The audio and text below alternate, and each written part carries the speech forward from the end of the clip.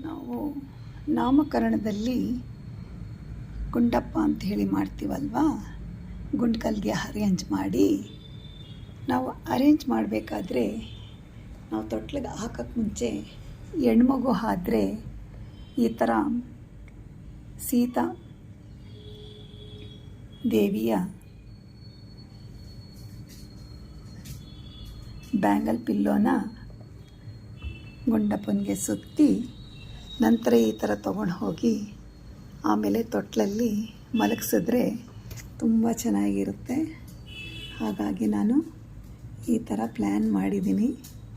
Next ತುಂಬ ಜನ ಹೇಳ್ತಾ ಇದ್ದಾರೆ ನಮಗೆ ಬೇಕು ಅಂತ. ಅವಾಗ ಹೆಣ್ಮಗು ಹುಟ್ಟಿದಾಗ ಈ ಥರ ಸೀತಾ ಗುಂಡಪ್ಪ ಮಾಡಿ ಕೊಡಬೇಕು ಅಂತ. ಹಾಗಾಗಿ ಇದು ಇನ್ನು ಮುಂದಿನ ಫ್ಯೂಚರ್ಗೋಸ್ಕರ ಪ್ಲ್ಯಾನ್ ಮಾಡಿರ್ತಕ್ಕಂತಹ ಗಂಡ್ಮಗು ಆದರೆ ಈ ಕೃಷ್ಣನ್ನ ಗುಂಡ್ಕಲ್ಗೆ ಅರೇಂಜ್ ಮಾಡಿ ಇದನ್ನು ತೊಟ್ಲಿಗೆ ಹಾಕೋಕ್ಕೋಸ್ಕರ ಅರೇಂಜ್ ಮಾಡ್ಬೋದು. ಆವಾಗ ಇದು ತೊಟ್ಲಿಗೆ ಹಾಕ್ತಾಯಿದ್ರೆ ಎಲ್ರಿಗೂ ತುಂಬ ಇಷ್ಟ ಆಗುತ್ತೆ ನೋಡಲಿಕ್ಕೆ. ಕೆಲವ್ರು ಹೇಳ್ತಾಯಿದ್ರು ನಾವು ಬೇವಿನ ಸೊಪ್ಪು ಸುತ್ತಿ ನಾವು ತೊಟ್ಲಿಗೆ ಮಲಗಿಸ್ತಾ ಇದ್ವಿ ಅಂತ ಹೇಳ್ತಾಯಿದ್ರು. ನಾನಂತೂ ನೋಡಿಲ್ಲ ಬೇವಿನ ಸೊಪ್ಪು ಸುತ್ತಿ ತೊಟ್ಲಲ್ಲಿ ಮಲಗಿಸೋದು ಗುಂಡಪ್ಪನ. ನಾನು ಈ ಸರ್ತಿ ರಾಮರದ್ದು ಅಲಂಕಾರ ಮಾಡಿದ್ದೆ. ಹಾಗಾಗಿ ಕೃಷ್ಣ ಈ ಥರ ಮಾಡಿದರೆ ಕೃಷ್ಣಂದನ್ನು ಕೂಡ ತೊಟ್ಲಲ್ಲಿ ಹಾಕಲಿಕ್ಕೆ ತುಂಬ ಚೆನ್ನಾಗಿರುತ್ತೆ ಅಂತ ಹೇಳಿ ಗುಂಡಪ್ಪನ ಈ ಥರ ರೆಡಿ ಮಾಡ್ಬೋದು. ಈ ಥರ ತೊಟ್ಲಿಗೆ ಹಾಕೋಕ್ಕೆ ಮುಂಚೆ ಈ ಥರ ರೆಡಿ ಮಾಡಿ ತೊಗೊಂಡು ಹೋಗಿ ಮಹಿಳೆಯರ ಕೈ ಕೊಟ್ಟರೆ ಒಬ್ಬೊಬ್ಬರು ಅದನ್ನು ತೊಟ್ಲಲ್ಲಿ ಮಲಗಿಸಿ ತೂಗ್ತಾರೆ. ಇವಾಗ ಟ್ವಿನ್ಸ್ ಮಕ್ಕಳಾಯಿತು ಅಂತಂದರೆ ಒಂದು ಸೀತಾ ಒಂದು ರಾಧಾ ತರಹ ನಾವು ಗುಂಡಪ್ಪನ ರೆಡಿ ಮಾಡಿ ನಾವು ತೊಟ್ಲಲ್ಲಿ ಹಾಕ್ಬೋದು. ಆವಾಗ ಈ ಥರ ಹಾಕಿದಾಗ ತುಂಬ ಚೆನ್ನಾಗಿ ಕಾಣುತ್ತೆ, ಬಂದವ್ರಿಗೂ ಕೂಡ ತುಂಬ ಖುಷಿ ಅನಿಸುತ್ತೆ.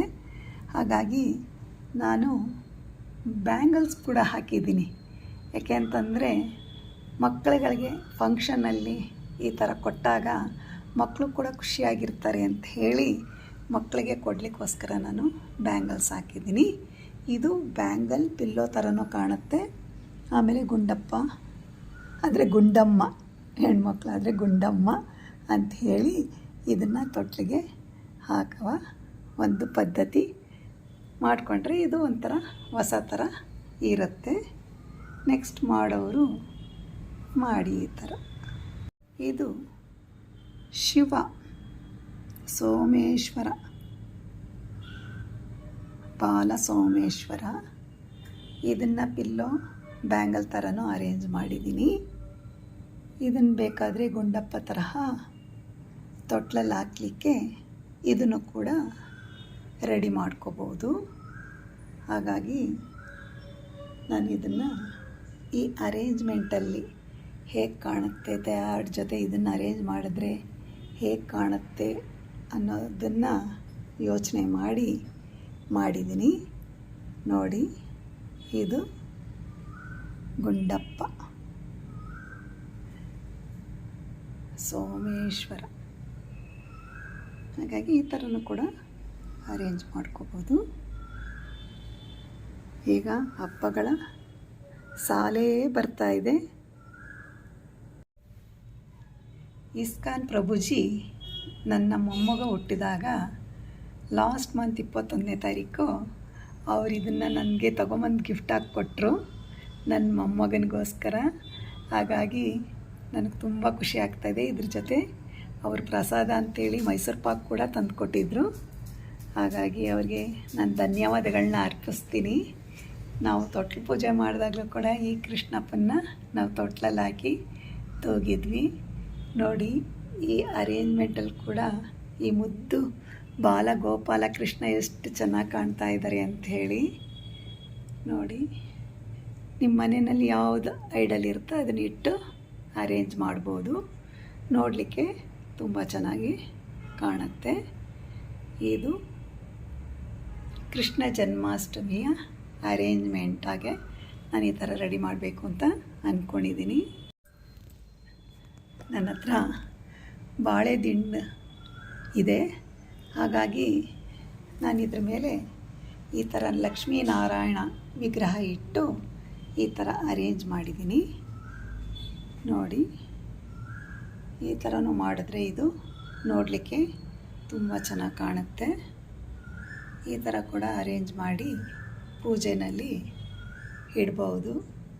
ಇವಾಗ ಮದುವೆಗೆ ಇಂಪಾರ್ಟೆಂಟು ಲಕ್ಷ್ಮೀನಾರಾಯಣ. ಆವಾಗ ನಾವು ಇದನ್ನು ತೊಗೊಂಡೋಗಿ ಈ ಥರನೇ ತೊಗೊಂಡೋಗಿ ನಾವು ತೆಂಗಿನಕಾಯಿ ಮೇಲೆ ಇಟ್ಟು ಧಾರೆ ಊಹಿಸಿದ್ರೆ ತುಂಬ ಚೆನ್ನಾಗಿರುತ್ತೆ. ಮದುವೆಗೆ ಈ ಥರನೂ ಕೂಡ ಅರೇಂಜ್ ಮಾಡಿದ್ರೆ ತುಂಬ ಚೆನ್ನಾಗಿ ಇರುತ್ತೆ. ಹಾಗಾಗಿ ನನಗೆ ಖುಷಿ ಆಗ್ತಾಯಿದೆ ಈ ಥರ ಮಾಡಿರೋದು ನೋಡಿ. ಇದು ರಾಮರ ಗುಂಡಪ್ಪ ನೋಡಿ. ಈ ಥರ ಅರೇಂಜ್ ಮಾಡಿದ್ರೆ ನೋಡ್ಲಿಕ್ಕೆ ತುಂಬ ಚೆನ್ನಾಗಿ ಕಾಣುತ್ತೆ.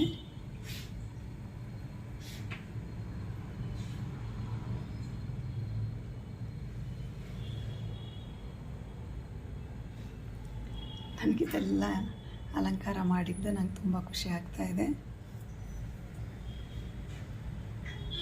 ದೀಪಾವಳಿ ಟೈಮಲ್ಲಿ ಈ ಥರ ಅರೇಂಜ್ ಮಾಡ್ಬೋದು.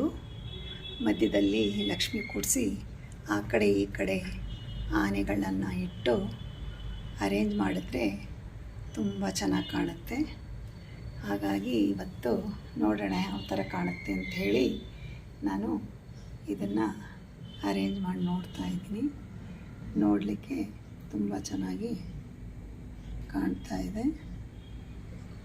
ಹಾಗಾಗಿ ಈ ಥರನೂ ಮಾಡ್ಬೋದು ನೋಡಿ. ಈ ಥರ ತಿರುಗಿಸಿ ಕೂಡ ಮಾಡ್ಬೋದು. ಯಾಕೆಂದರೆ ನಾನು ಇದೊಂದೇ ಮಾಡಿರೋದ್ರಿಂದ ನಾನು ಒಂದರಲ್ಲೇ ಡೈರೆಕ್ಷನ್ ಚೇಂಜ್ ಮಾಡಿ ಇಟ್ಟು ತೋರಿಸ್ತಾ ಇದ್ದೀನಿ ನೋಡಿ. ನೋಡಲಿಕ್ಕೆ ತುಂಬ ಚೆನ್ನಾಗಿ ಕಾಣುತ್ತೆ.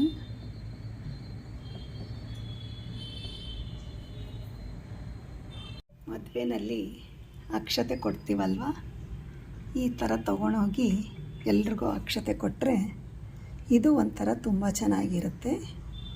ಈ ಥರನೂ ಕೂಡ ನಾವು ಅರೇಂಜ್ ಮಾಡ್ಬೋದು ನೋಡಿ. ಒಂದು ಡಿಸೈನಲ್ಲಿ ಎಷ್ಟು ಥರ ನಾನು ಅಲಂಕಾರ ಮಾಡಿದ್ದೀನಿ. ಇದೇ ಮೇಡಮ್ಮು ಬೇರೆ ಬೇರೆ ಥರ ಹೇಳ್ಕೊಟ್ಟಿದ್ದಾರೆ. ಅದರಲ್ಲಿ ನಾವು ಒಂದೊಂದು ಅಂತ ಇಟ್ಕೊಂಡ್ರೆ ನಮಗೆ ಬೇರೆ ಬೇರೆ ಡಿಸೈನ್ಸು ನಾವು ಹೈಲೈಟ್ ಮಾಡ್ಬೋದು ಅರೇಂಜ್ಮೆಂಟಲ್ಲಿ. ಹಾಗಾಗಿ ನೋಡಿ, ಅಕ್ಷತೆಗಾಗಿ ಮಾಡಿರ್ತಕ್ಕಂತಹ ಡಿಸೈನು ಇದು. ಈ ಥರ ಅರೇಂಜ್ ಮಾಡಿದಾಗ ತುಂಬ ಚೆನ್ನಾಗಿ ಕಾಣಿಸುತ್ತೆ. ಇದು ರಾಮ ಸೀತಾ ಆಂಜನೇಯ ವಿಗ್ರಹ. ಇದಕ್ಕೆ ಎರಡನೇ ಲೀಫ್ ಫೋಲ್ಡಿಂಗ್ ಹೇಳ್ಕೊಟ್ಟಿರೋದನ್ನು ಇಟ್ಟು ಅರೇಂಜ್ ಮಾಡಿದ್ದೀನಿ ನೋಡಿ.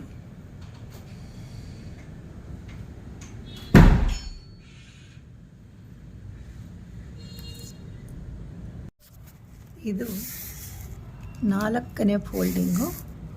ಪೋಸ್ಟ್ ಬಾಕ್ಸ್ ಟೈಪಲ್ಲಿ ಫೋಲ್ಡ್ ಮಾಡೋದು ಹೇಳ್ಕೊಟ್ಟಿದ್ದಾರೆ.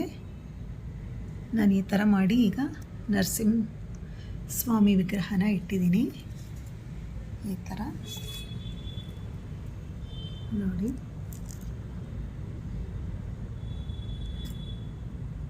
ಥೈ ಆರ್ಟಲ್ಲಿ ಇದು ಮೊದಲನೆಯ ಫೋಲ್ಡಿಂಗು ನೋಡಿ. ಇದರಲ್ಲಿ ನಾನು ಶಿವ ಪಾರ್ವತಿ ನಂದಿ ಇರುವ ವಿಗ್ರಹ ಇಟ್ಟು ಅರೇಂಜ್ ಮಾಡಿದ್ದೀನಿ.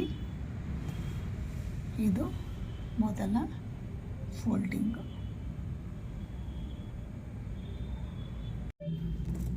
ಇದು ಕೃಷ್ಣ ರುಕ್ಮಿಣಿ ವಿಗ್ರಹ.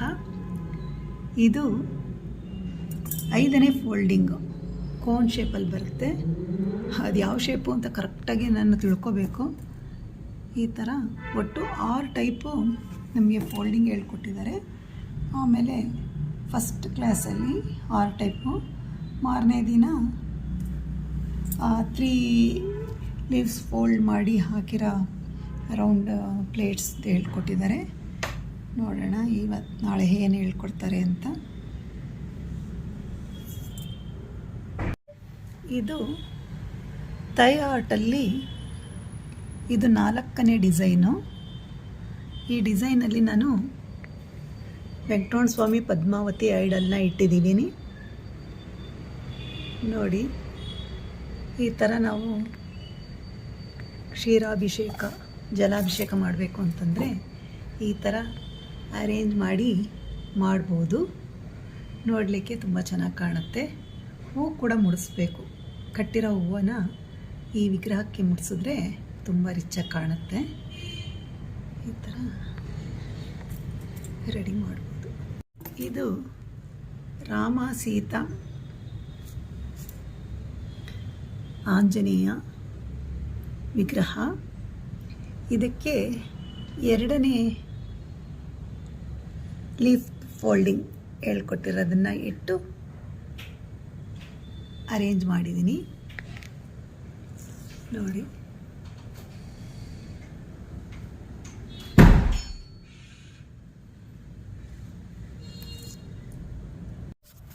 ಇದು 4ನೇ ಫೋಲ್ಡಿಂಗು.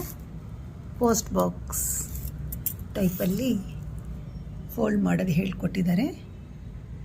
ನಾನು ಈ ಥರ ಮಾಡಿ ಈಗ ನರಸಿಂಹ ಸ್ವಾಮಿ ವಿಗ್ರಹನ ಇಟ್ಟಿದ್ದೀನಿ. ಈ ಥರ ನೋಡಿ.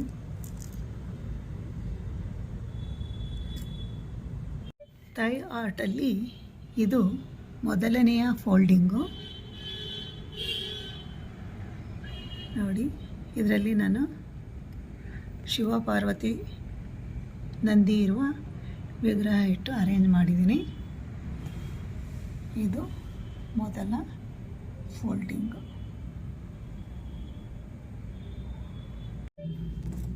ಇದು ಕೃಷ್ಣ ರುಕ್ಮಿಣಿ ವಿಗ್ರಹ.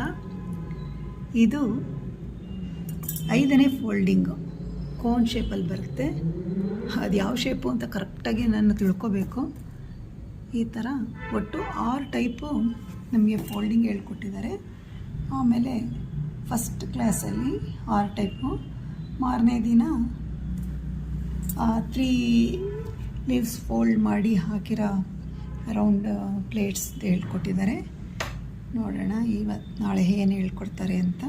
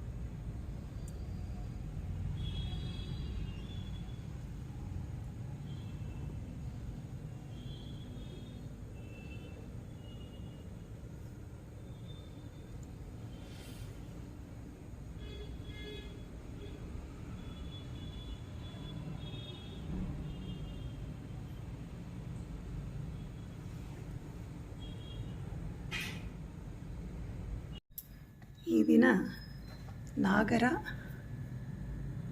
ಭೀಮನ ಅಮಾವಾಸ್ಯೆ. ಹಾಗಾಗಿ ನಾನು ಇವತ್ತು ಥೈ ಆರ್ಟ್ ಡಿಸೈನ್ನ ಇಟ್ಟು ಪಾದಗಳಿಗೆ ರೆಡಿ ಮಾಡಿದ್ದೀನಿ.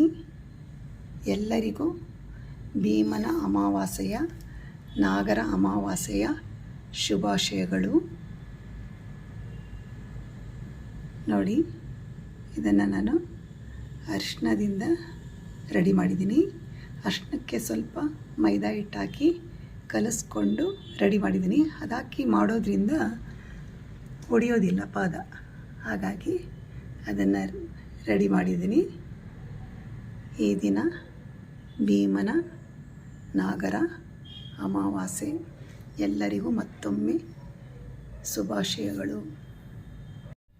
ಈ ಭೀಮನ ನಾಗರ ಅಮಾವಾಸ್ಯೆ ಇದು ನನ್ನ ಮೊಮ್ಮಗನಿಗೆ ಮೊದಲನೆಯ ವರ್ಷ. ಆತನಿಗೆ ಭೀಮನ ಆಶೀರ್ವಾದವಿರಲಿ ಅಂತ ನಾನು ಆ ದೇವರಲ್ಲಿ ಕೇಳ್ಕೊಳ್ತೀನಿ. ಇವತ್ತಿಗೆ ಅವನಿಗೆ 1 ತಿಂಗಳ ಮೇಲೆ 4 ದಿನ ಆಗಿದೆ. ಹಾಗಾಗಿ ನನ್ನ ಮುದ್ದು ಕಂದಮ್ಮನಿಗೆ ಭೀಮನ ನಾಗರ ಅಮಾವಾಸ್ಯೆಯ ಶುಭಾಶಯಗಳು ಮತ್ತು ದೇವರ ಆಶೀರ್ವಾದ. ಆತನಿಗೆ ಆರೋಗ್ಯ ಭಾಗ್ಯ ಕರುಣಿಸಲಿ ಅಂತ ಹೇಳಿ ನಾನು ದೇವರಲ್ಲಿ ಕೇಳ್ಕೊತೀನಿ. ಭೀಮನಂತೆ ಆ್ಯಕ್ಟಿವ್ ಆಗಿ ಇರಲಿ ಅಂತಲೂ ಕೂಡ ನಾನು ಕೇಳ್ಕೊತೀನಿ.